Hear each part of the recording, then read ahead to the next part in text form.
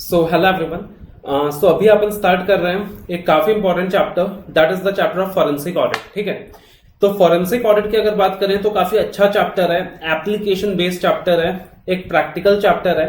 And before starting with the chapter let us discuss some practicals on the chapter. ठीक है, तो एक बार चैप्टर को थ्योरेटिकली एग्जाम के पर्पज से स्टार्ट करने से पहले कुछ प्रैक्टिकल बातें डिस्कस कर लेते हैं चैप्टर के बारे में, और फिर अपन क्या करेंगे, चैप्टर स्टार्ट करेंगे। तो right now we are not starting the chapter.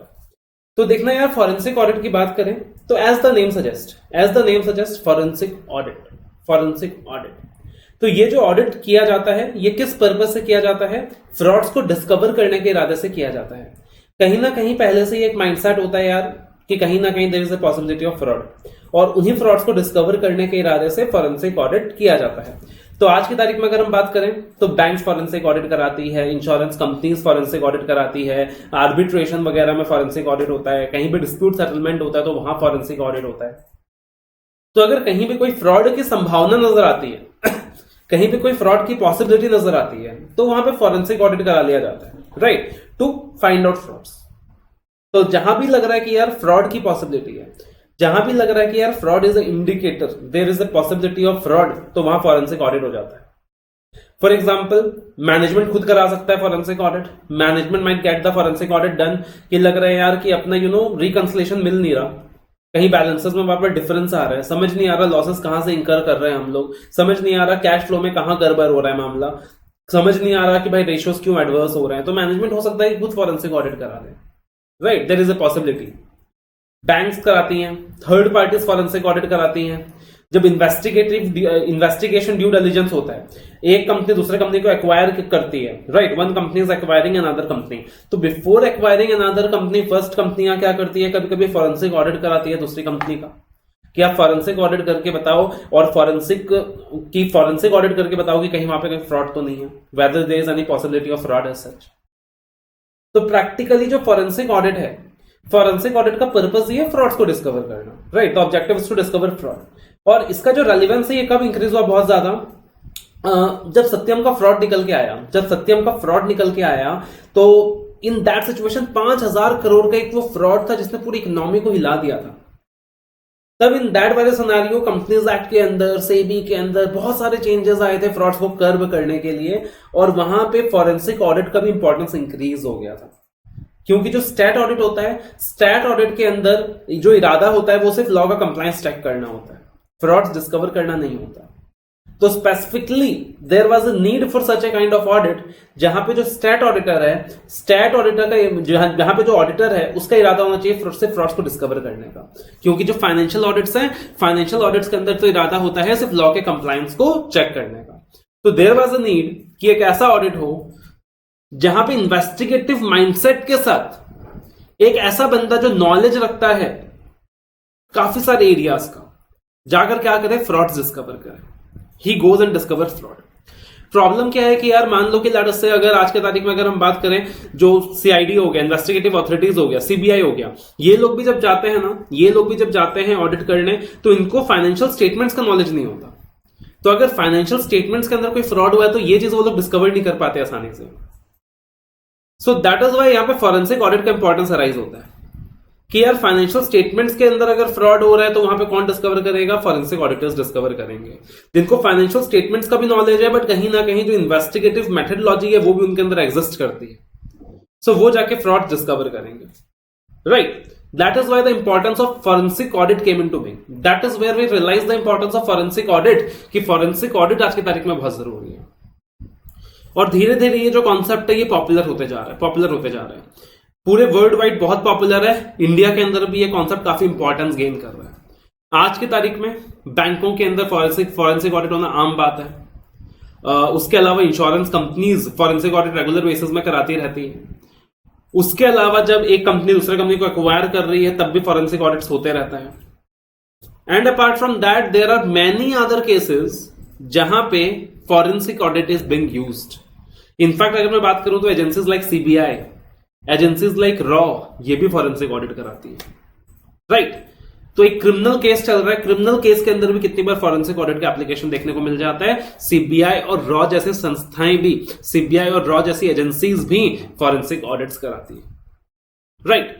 एक बार एग्जांपल्स लेकर समझते हैं कि फॉरेंसिक ऑडिट का इंप्लीकेशन कहां कहां देखने को मिलता है। फॉर एग्जांपल नॉर्मली एक बंदा अगर बैंक के पास लोन लेने जाता है तो होता है क्या कि भाई मान लो कि 1 करोड़ का मेरा प्रोजेक्ट है, 1 करोड़ के प्रोजेक्ट के अगेंस्ट मुझे लोन चाहिए। तो मैं अगर अपना 1 CR का प्रोजेक्ट सबमिट करूंगा तो हो सकता है बैंक मुझे 30% डिडक्ट करके 70% का मार्जिन रख के 70 लाख का लोन दे। अब मैंने क्या किया, मैंने शांत पत्ती दिखाई, मैंने अपने प्रोजेक्ट कॉस्ट को इन्फ्लेट कर दिया और उस प्रोजेक्ट कॉस्ट को मैंने 2 करोड़ का बना दिया। तो 2 करोड़ के अगेंस्ट में मेरा टारगेट है कि मुझे 1.5 CR का लोन मिल जाए। तो प्रैक्टिकली मेरे नीड से भी ज्यादा लोन उठा लिया मैंने by inflating the project cost. तो ऐसा बहुत देखने को मिला बैंकिंग सेक्टर के अंदर। तो आज की तारीख में क्या होता है कि बैंक फॉरेंसिक ऑडिटर्स अपॉइंट करते हैं टू डिस्कवर सच फ्रॉड्स, कि कहीं यहाँ कोई फ्रॉड तो नहीं है, कहीं यहाँ कोई फ्रॉड तो नहीं है। तो ऐसे फ्रॉड्स डिस्कवर करने के लिए बैंक क्या करती हैं आज की तारीख में, फॉरेंसिक ऑडिटर्स अपॉइंट करते हैं। अगर हम बात करें इंश्योरेंस कंपनीज की, तो इंश्योरेंस कंपनी का जो ऑब्जेक्टिव है वो क्या है, सामने वाले की रिस्क को कवर करना। लेकिन आज की तारीख में काफी कंपनियां क्या करती हैं, इंश्योरेंस कंपनीज के साथ खेलती हैं और इंश्योरेंस कंपनीज को यूज करती हैं अपने आप को प्रॉफिटेबल बनाने के लिए, प्रॉफिट्स अर्न करने के लिए। ऐसा बहुत होता है। फॉर एग्जाम्पल, आग नहीं लगी, आग लगा दिया। प्रैक्टिकली अपने गोडाउन के अंदर खाली कार्टन्स रख दिए, कार्टन्स को जला हुआ दिखा दिया, यह दिखा दिया कि 50 लाख का 1 करोड़ का माल जल गया है और इंश्योरेंस कंपनी से फॉल्स क्लेम ले लिया। जब एजेंट आया, जो लॉस सर्वेयर आया, तो वहां पे लॉस सर्वेयर के साथ सेटिंग कर ली। वहां पे लॉस सर्वेयर को भी 10 लाख रुपए दे दिए जेब के अंदर और बोला कि भाई आप क्या दिखा दो कि सचमुच माल जला था। एंड अकॉर्डिंगली कंपनी ने क्या किया, एक लॉस मेकिंग कंपनी जो लॉस इंकर कर रही थी उसने इंश्योरेंस के माध्यम से प्रॉफिट कमा लिया। तो ऐसा होता है बहुत ज्यादा, है ना। अब इसी के ऊपर मैं आपको एक रियल सिनेरियो देता हूं जो रियल में हुआ था। When I discussed the chapter with a forensic audit firm, तो उन्होंने मुझे ये केस बताया that I found to be very interesting. तब मुझे समझ आया कि यार फॉरेंसिक ऑडिटर्स का जो माइंडसेट है वो किस लेवल पे जाकर चलता है, किस तरीके से वो आउट ऑफ बॉक्स थिंकिंग दिखाते हैं, किस तरीके से वो नेक्स्ट लेवल पे सोचते हैं और फ्रॉड डिस्कवर करते हैं। तो अगेन एक कंपनी था जो डील करता था विथ लेडीज क्लोथ वेयर, ठीक है, लेडीज साड़ीज एंड ऑल। अब एक आग जला, फायर, और उनका 100 करोड़ का माल डिस्ट्रॉय हो गया। ठीक है भाई, लॉस सर्वेयर आया, सारा लॉस वगैरह एसेस करा एंड उनका क्लेम प्रोसेस हो गया। ओके, अब 1 करोड़ के बाद, 1 साल के बाद दोबारा से आग लगा और दोबारा से कंपनी गई कि हमारा क्लेम प्रोसेस करा दीजिए। अब इंश्योरेंस कंपनी को थोड़ा सा डाउट हुआ कि यार 1 साल पहले आग लगा है, अब दोबारा से आग लगा है, क्या चक्कर है और कितनी बार हम क्लेम प्रोसेस कराएंगे। तो अब उन्होंने क्या किया, फॉरेंसिक ऑडिटर्स अपॉइंट किया। फॉरेंसिक ऑडिटर्स अपॉइंट किया। तो अब फॉरेंसिक ऑडिटर्स ने क्या किया, व्हाट दे डिड। अब forensic auditors use all the advance techniques, वो सारे एडवांस टेक्निक्स यूज करते हैं। जो भी सीसीटीवी फुटेज वगैरह का एक्सेस होता है वो सारी चीजें भी यूज करते हैं। जो इन्वेस्टिगेटिव अथॉरिटीज के पास पावर्स होता है ना, वो फॉरेंसिक ऑडिटर्स के पास भी उतने पावर्स होते हैं छानबीन करने का, टूल्स यूज करने का। तो उन्होंने सीसीटीवी फुटेज का एक्सेस लिया। सीसीटीवी फुटेज का एक्सेस लेकर देखा कि भाई कहीं कुछ देखकर अंदाजा लग रहा है क्या, कहीं कुछ उस घटना को देखकर कहीं कोई अंदाजा लग रहा है क्या, कहीं कोई फ्रॉड हुआ है या मैनेजमेंट ने ऐसा जानबूझकर करा, लेकिन कुछ आइडिया नहीं लग पाया। फिर उन्होंने क्या करा, जो पुराना सीसीटीवी फुटेज था, जो 1 साल पहले आग लगा था उसका भी सीसीटीवी फुटेज था, उस सीसीटीवी फुटेज को और जो अभी रिसेंटली आग लगा उस सीसीटीवी फुटेज को, दोनों को पैरेलली प्ले किया, एक साथ प्ले किया। मतलब जैसा आप मूवीज में देखते हो ना, वो दो कैमरास एक साथ चल रही हैं और दोनों में एक साथ वो कहानी चल रही है, वो दोनों को एक साथ विजुअलाइज कर रहे हैं।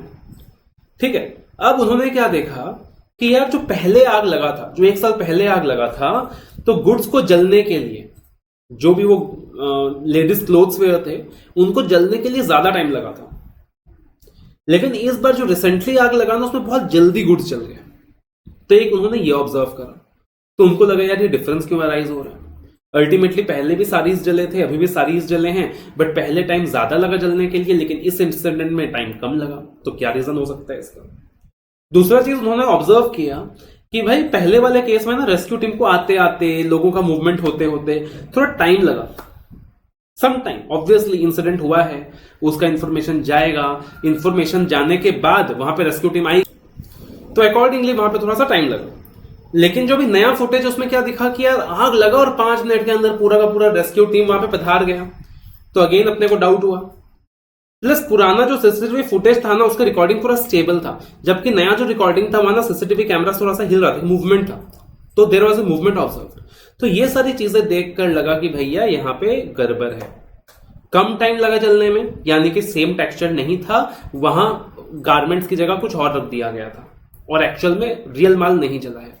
रेस्क्यू टीम इमीडिएटली आ गया, इसका मतलब उनको पहले से इंफॉर्मेशन था कि आग जलने वाला है, आग लगने वाला है। सीसीटीवी कैमरास में मूवमेंट था, मतलब कहीं ना कहीं टेम्परिंग हुआ कैमरास के साथ, वो एक बात का इंडिकेटर था, और उन्होंने वहां से फ्रॉड डिस्कवर किया। तो सोचो यार किस लेवल की आउट ऑफ बॉक्स थिंकिंग होती है, किस लेवल की आउट ऑफ बॉक्स थिंकिंग होती है। तो फॉरेंसिक ऑडिटर्स को फाइनेंशियल स्टेटमेंट का तो नॉलेज है ही है, वो फाइनेंशियल स्टेटमेंट तो एग्जामिन कर ही रहे हैं, बट इस तरीके से एक आउट ऑफ बॉक्स थिंकिंग अपने साथ कैरी फॉरवर्ड कर रहे हैं, डिटेल में चीजें सोच रहे हैं, एनालिटिकल वे में चीजें सोच रहे हैं, एंड अकॉर्डिंगली क्या कर रहे हैं, वो अकॉर्डिंगली फ्रॉड्स डिस्कवर कर रहे हैं। तो इनफैक्ट मैं तो बोलूंगा भाई कि आप लोग भी अगर एक इन्वेस्टिगेटिव माइंडसेट रखते हैं, you have a investigative mindset, आपको लगता है कि ये खूबियां आपके अंदर भी हैं जासूस बनने की, and you know carrying out such investigative mindset, in that situation you can also move forward and try to be a forensic auditor in the future. You can also go into this field, you can also penetrate in this field. बहुत सारी opportunities हैं future के लिए, right? तो आप भी इस चीज के बारे में सोच सकते हैं, काफी अच्छा स्कोप है आपका। एक अगर मतलब देखें अपन, ये जो मतलब है ना, ये एग्जाम में लिखने के लिए नहीं है, एग्जाम में लिखोगे मार्क्स नहीं मिलेगा, एकदम लेमन टर्म्स में मैंने आपको चीजें दी हैं ताकि आप एक बार समझ पाओ कॉन्सेप्ट है क्या। तो फॉरेंसिक ऑडिट क्या है? It's examination of past financial records of a entity, it's examination of past financial records of a entity to detect any illegal action, manipulation in the books of accounts, shifting of funds etcetera.